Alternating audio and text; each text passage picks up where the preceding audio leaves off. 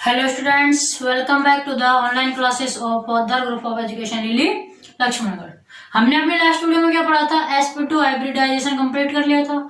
आज अपना last hybridisation क्या कौन सा बच रहा है? sp hybridisation.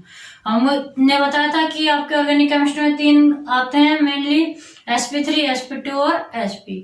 तो आज अपना लास्ट कौन सा है? sp hybridisation. थर्ड नंबर का है ये कौन सा? sp hybridisation. तो हाइब्रिडाइजेशन की जो परिभाषा थी उससे हम सबसे पहले इसकी लिख देंगे कि इसमें एक एस कक्षक और एक पी कक्षक आपस में जुड़ करके क्या बनाएंगे? दो नए एसपी कक्षकों का निर्माण करते हैं। ठीक है ना। सबसे पहले हम क्या लिखेंगे? इस संकरण में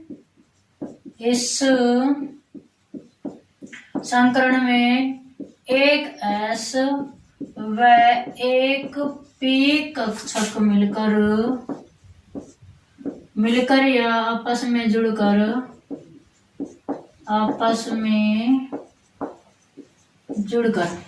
दो नए एसपी कक्षक बनाते हैं।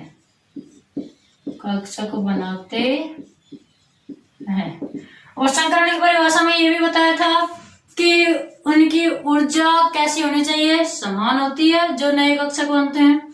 ठीक है ना। और उनकी आकृति भी क्या होगी? नए कक्षक एक जैसे बनेंगे तो आकृति तो समान होगी। तो आपको एक चीज और बताई थी, इनकी मतलब ये दो एसपी कक्षक, दो एसपी संकरित कक्षक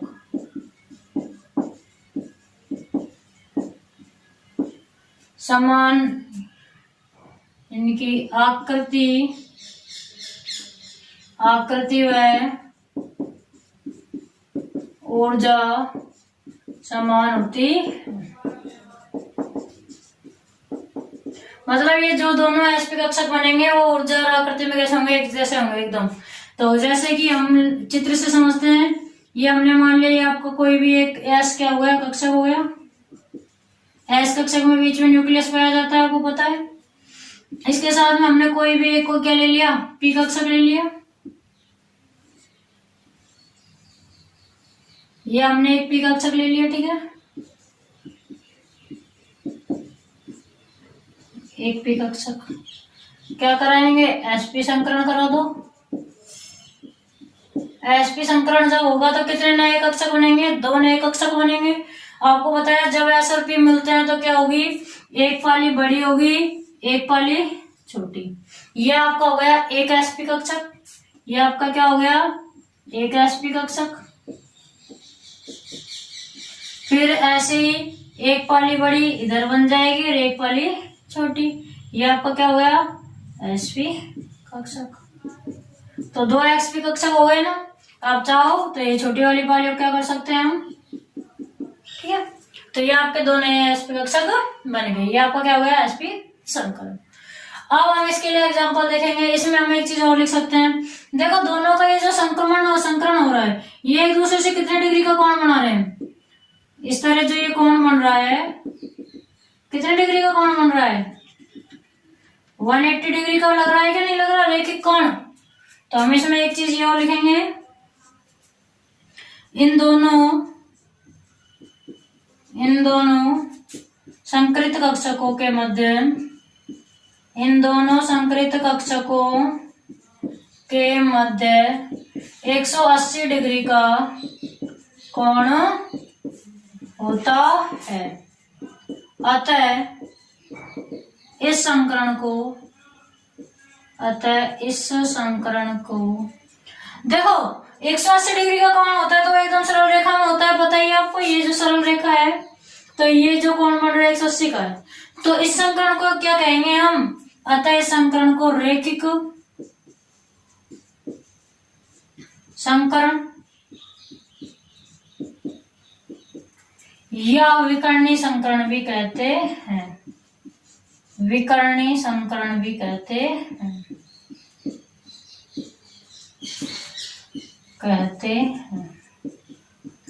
अगर पेपर में आपसे विकर्णी संकरण पूछ लिया जाए या रैखिक संकरण पूछ लिया जाए तो आपको यह एग्जांपल देना है। डायरेक्ट आ जाएगी निम्न पर टिप्पणी लिखिए और उसमें एक आपके दे दे रैखिक संकरण या विकर्णी संकरण। तो कोई घबराना नहीं है, रेखिक या विकर्णी संकरण किसको कहेंगे? एसपी संकरण को कहते हैं। क्यों कहते हैं? क्योंकि इनमें जब दो नए एसपी कक्षक बनते हैं तो उन दोनों के मध्य में जो कोण बनेगा वो क्या होगा? 180 डिग्री का होगा, और 180 डिग्री मतलब सीधी रेखा, ठीक है ना। तो रेखिक कोण या विकर्णी संकरण, रेखिक संकरण या विकर्णी संकरण इसको कहते हैं। इससे पहले हमने sp2 पढ़ा था। sp2 में कितने डिग्री का एंगल बनाते थे sp2 संकरित कक्षक? 120 डिग्री का, ठीक है। 120 डिग्री का जब बनाते थे तो उनकी आकृति क्या थी? त्रिभुजीय आकृति थी। कैसी आकृति थी? त्रिभुजीय। और जब sp3 पढ़ा था, sp3 में कितना बनाते थे? 109 डिग्री 28 मिनट का चतुष्फलक की आकृति थी। ये आपको याद रखने हैं इनके, ठीक है ना। तो अब देखिए आज हम इसमें एग्जांपल देखते हैं। अब ये आपकी हो गई डेफिनेशन, अब इसका एक एग्जांपल भी देना होता है आपको। अब हम इसका एग्जांपल लेके चलेंगे। जैसे एग्जांपल हो जाएगा एथाइन अणु, या एथाइन अणु को ही एसिटिलीन भी बोलते हैं। क्या बोलते हैं? एसिटिलीन। देखिए अब इसका एग्जांपल लेते हैं हम। एग्जांपल हमने ले लिया एथाइन या एसिटिलीन। एसिटिलीन फॉर्मूला होता है C2H4।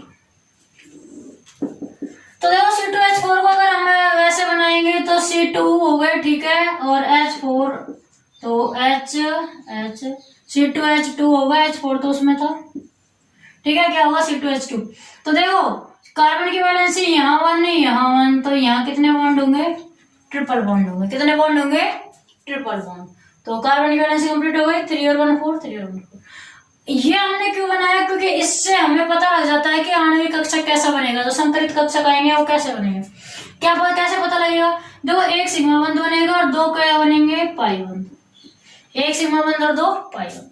तो इससे जस्ट पहले जो करवाया था मैंने sp2 संकरण, उसमें आपको बताया था कि पाई बंध कब बनते हैं? अयुग्मित संकरित कक्षकों से। अयुग्मित संकरित कक्षक होंगे वो क्या बनाएंगे? पाई बंध।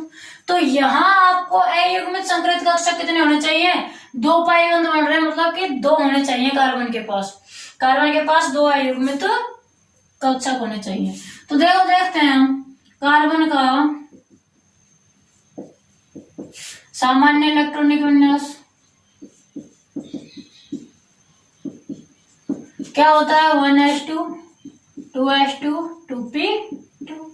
तो देखो यहाँ पर 1s के पास 2 हैं, 2s के पास भी 2 हैं, 2px 2py 2pz के पास कुछ नहीं बचेगा, ये दोनों तो इनमें चले गए, ठीक है ना। 2pz के पास अभी कुछ नहीं है, 0 है। अब sp संकरण कराना है आपको। क्या कराना है? sp संकरण, मतलब कि ये अपना एक इधर दे देगा भाई, 2 तो अयुग्मित इलेक्ट्रॉन चाहिए, वो 2 अयुग्मित इलेक्ट्रॉन ये रह जाएंगे। क्यों चाहिए? क्योंकि 2 पाई बंध भी बनाने हैं, तो वो दोनों तो ये रह जाएंगे और ये एक इधर दे देगा, तो ये दोनों मिलके 2s और 2pz क्या कर लेंगे? संकरण के बाद 2 sp संकरित कक्षक बना लेंगे। देखो कार्बन का उत्तेजित अवस्था में इलेक्ट्रॉनिक विन्यास, उत्तेजित अवस्था में इलेक्ट्रॉनिक विन्यास। तो उत्तेजित अवस्था में देखो 1s 2s 2px 2py 2pz, या फिर हमें पता है कि s और z में होगा तो इनको उल्टा लिख लो। चलो ऐसे लिखो, कंफ्यूज मत हो। तो क्या करेंगे हम? इसमें से एक इधर दे देंगे, ये तो 1 1 रहेगा ही, ये भी 2 ऐसे कैसे? इसमें से क्या करेंगे? एक इधर दे देंगे, तो ये अपने पास 1 ही तो बच जाएगा भाई। एक यहां से कहां चला गया? 2pz में आ गया। एक तो यहाँ 2 थे, एक यहां से किस में चला गया? 2pz में। तो या फिर हम इसको ऐसे लिख सकते हैं 1s2 2s1 2pz आगे लिख दो, क्योंकि इसमें से z में तो गया है। 2py 2px लिख सकते हैं ना। क्यों लिखा? क्योंकि इसमें से ये सब उछल के जाएगा तो इतनी दूर जाना आसान होगा या पास में जाना आसान होगा? जस्ट पास में जाना आसान होगा ना, तो उल्टा लिख दिया हमने 2pz 2py। अब इन दोनों के बीच में तो क्या हो जाएगा sp संकरण, इन दोनों के बीच में क्या होगा sp संकरण। और ये हमारे पास क्या रह जाएंगे अयुग्मित p कक्षक जो कि पाईबंद बनाने के काम में आएंगे। ये तो रहेंगे sp संकरण के लिए और ये अयुग्मित p कक्षक रह जाएंगे जो हमारे पास संकरण बनाने के काम में आएंगे। ठीक है, ये आपका क्या हुआ sp संकरण। तो अब हम इसके लिए बना के देखते हैं चित्र। सबसे पहले हम बनाएंगे इसका sp संकरण होगा। ठीक है, दो चित्र बना के कैसे देखेंगे, ये आपको यहाँ कोई प्रॉब्लम नहीं होगी। अब आपके पास में 2s और 2pz ये तो करेंगे संकरण और 2py और 2px अयुग्मित संकरित कक्षक रहेंगे। ठीक है ना, देखो आपके पास में क्या हो रहा है, एक तो 2s कक्षक, ठीक है, और एक क्या है 2p कक्षक, एक s कक्षक है और एक क्या है आपके पास में 2p कक्षक। 2p में भी 2pz है आपके पास में, ये दोनों मिलेंगे। और इनके अलावा आपके पास में क्या है दो अयुग्मित कक्षक भी तो है, इनके अलावा क्या है आपके पास में दो अयुग्मित कक्षक है, उनको भी लिख दो। देखो ये हो गया जैसे py 2py कक्षक और एक आपके पास में था कौन सा z हो गया y हो गया, क्या रह गया x। ये हो गया आपका px 2px कक्षक, सारे लिख दिए हमने। ये s वाला pz ये असंकरित रहेंगे। देखो इन दोनों में तो क्या होगा संकरण, आगे हम क्या लिखेंगे sp संकरण। तो जो sp संकरण होगा वो इन दोनों में ही होगा। ये दोनों तो दो sp कक्षक बना लेंगे, ये दोनों तो क्या बनाएंगे दो sp कक्षक, इसके साथ ये छोटा इसके साथ ये छोटा बनाएंगे दो sp कक्षक, दो sp संकरित कक्षक। ठीक है, बना लिए। और प्लस में ये जो है आपके px और py वो इसमें असंकरित अवस्था में ऐसे कैसे रहेंगे, ये तो आपका क्या बन गया। अब आपके पास में असंकरित p कक्षक भी तो है, वो असंकरित p कक्षक यहाँ ऐसे कैसे रहेंगे, ये आपका 180 डिग्री का एंगल रहेगा इनके बीच में। ठीक है, अब असंकरित p कक्षक आप इसमें जोड़ना चाहो तो जोड़ दो और अलग से लिखना चाहो तो अलग से भी लिख सकते हो। हम जोड़ ही देते हैं जिससे कि हमें एथाइन बनाने में कोई प्रॉब्लम ना हो। तो देखो अलग से नहीं लिखेंगे, इसी में जोड़ दो भाई। असंकरित अवस्था में तो आप उसको यहाँ दर्शा सकते हैं अलग से या फिर इसी में जोड़ सकते हैं। ये दोनों तो हैं आपके संकरित p कक्षक। अब देखो असंकरित p कक्षक आपका एक तो 2py है, ठीक है 2py लगा दो, ये रहा।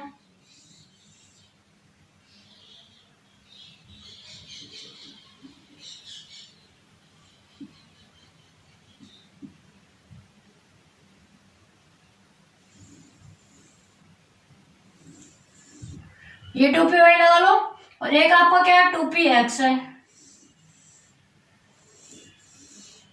ये आपका हो गया 2px कक्षक, ये हो गया आपका 2py कक्षक। अब ये तो पूरा एक ही है, ये वाला और ये वाला। और ये जो है आपका ये क्या है sp संकरित कक्षक और ये भी आपका क्या है sp संकरित कक्षक। एक sp संकरित कक्षक ये वाला है, ये वाला ये पूरा, और एक ये वाला है इसके साथ ये छोटी पाली। दो sp संकरित कक्षक है, ये आपका 2px है, ये भी आपका क्या है 2px है, ये 2py है, ये 2py का ही है ना। मतलब ये पूरा एक है 2py और ये पूरा एक है 2px। ये दोनों आपके क्या है असंकरित 2px व 2py कक्षक। अब ये तो हमने एक कार्बन परमाणु की बनाई है, किसकी एक कार्बन की। C2H2 में आपके पास में दो कार्बन है ना, ये एक कार्बन की संरचना आ गई। अब हमें दो के लिए क्या करना है, इसके जस्ट पास में दूसरी बनाएंगे, ठीक है। और जब दूसरी बनाओगे तो यहाँ जब पाली आएगी वो क्या करेगी, सिग्मा बंध बना लेगी, ठीक है। कितने सिग्मा बंध बनेंगे इसमें, 3 सिग्मा बंध बनेंगे। क्या होगा, 3 सिग्मा बंध इसमें बनेंगे। यहाँ तक कोई प्रॉब्लम नहीं है। तो इसमें जो लिखना है पहले वो लिख लेते हैं, फिर हम नेक्स्ट स्टेप में कंप्लीट चित्र बनाएंगे। ये होगा आपका एक कार्बन का, ये क्या है, एक कार्बन में sp संकरित कक्षक का आरेख, या आणविक कक्षक भी आप लिख सकते हो कि एक कार्बन का आणविक कक्षक। क्या लिख सकते हो, एक कार्बन का आणविक कक्षक। ये एक कार्बन का था, तो 2 कार्बन के लिए हमें क्या करना पड़ेगा, ऐसे 2 बनाने पड़ेंगे। उससे पहले हम थोड़ा सा लिख लेते हैं। क्या लिखेंगे, देखो अब इसमें आपको लिखना है संकरण में क्या हुआ था, एक एस और एक पी तो मिले थे, बाकी 2 तो वैसे कैसे लेंगे। तो कार्बन के संकरण में कार्बन के ओनली 2s व 2pz कक्षक भाग लेते हैं। वह अब बचा क्या, 2px और 2py, वह 2px कक्षक और 2py कक्षक अपनी असंकरित अवस्था में बने रहते हैं, अपनी असंकरित अवस्था में बने रहते हैं, ठीक है ना। अब और जो संकरण के बाद में हमें पता है sp संकरित कक्षक है वो 180 डिग्री का कोण बनाते हैं, पता ही है। तो यहाँ पे भी बोला लिखनी पड़ेगी कि दोनों sp संकरित कक्षक 180 डिग्री के कोण पर विस्तृत रहते हैं या 180 डिग्री का कोण बनाते हैं। दोनों sp संकरित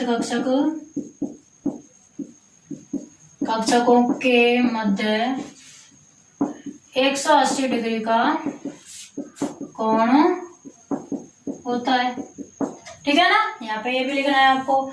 और उसके बाद में हमें क्या है, चित्र बनाना है, बस लिख दिया ये। अब आपको चित्र बनाना है, क्या करना है, चित्र यहाँ पे लिखना चाहो तो ये भी लिख सकते हैं। देखो चित्र बनाएंगे से पहले हम लिखेंगे प्रत्येक कार्बन के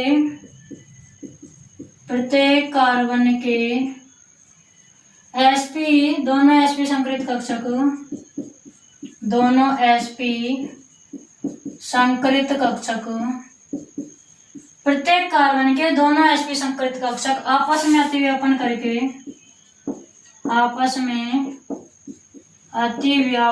करके सिग्मा बंध बनाते हैं, सिग्मा बंध बना लेते हैं। जबकि दोनों असंकरित कक्षक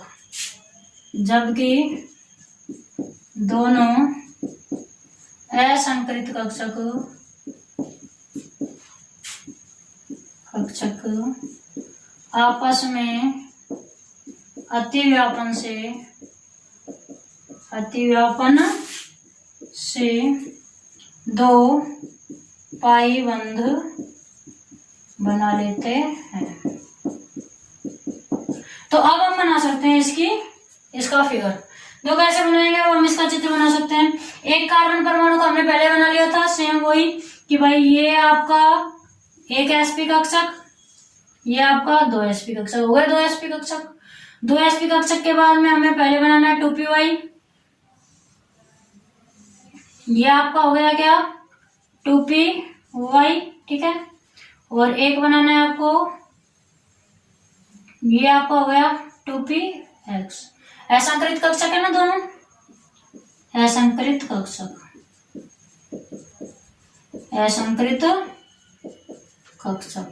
ये आपका sp है, sp कक्षक,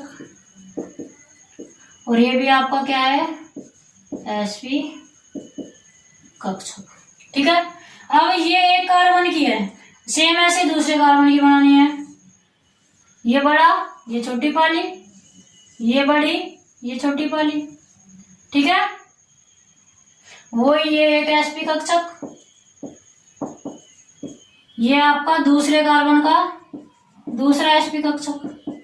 तो देखो मैंने लिखा था कि प्रत्येक कार्बन के, एक कार्बन ये एक कार्बन ये, दोनों sp संकरित कक्षक, ये दोनों sp संकरित कक्षक दूसरे कार्बन के, ये दोनों sp संकरित कक्षक पहले कार्बन के, आपस में अतिव्यापन करके क्या बनाएंगे, सिग्मा बंध। आपस में अतिव्यापन करके क्या बना लेते हैं, सिग्मा बंध। ये आपका बन गया सिग्मा बंध, ये क्या बन गया, सिग्मा बंध, ठीक है ना। आपस में अतिव्यापन से क्या बनाया, सिग्मा बंध। फिर मैंने लिखा कि दोनों असंकरित कक्षक, असंकरित कक्षक जैसे इधर बनाया है ना px और py, ये है आपका px और ये है आपका py। तो ऐसे यहां भी बनाना है आपको, एक क्या बनाना है px और एक क्या बनाना है py, बराबर बनाना है इनको, बड़े बड़े, ठीक है। ये तो मैंने पहले लिख दिया इसलिए। ये आपका हो गया px और ये आपका क्या हो गया py, 2px और 2py। ऐसे यहाँ भी लिखना चाहो तो ध्यान रखें, जिससे 2px और ये 2py, वो ये एक ही कक्षक है, 2px 2px 2py 2py, अलग अलग पाली है बस। तो मैंने बताया था कि px के साथ अतिव्यापन करेगा, ऊपर से मिटा दो जिससे चित्र ढंग से दिख जाए, ये मिटा दो, इसकी शॉट ले लो जिससे ऊपर से मिटा दो। तो देखो ये मिटा देते हैं,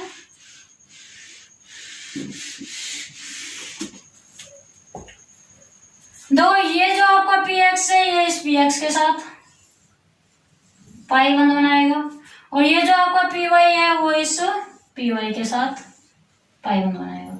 दो पाई बंध बनेंगे, px का px के साथ, py का py के साथ। ऐसे यहाँ जो आपका px है वो इस px के साथ पाई बंध बनाएगा, और जो आपका py है वो इस py के साथ पाई बंध बनाएगा।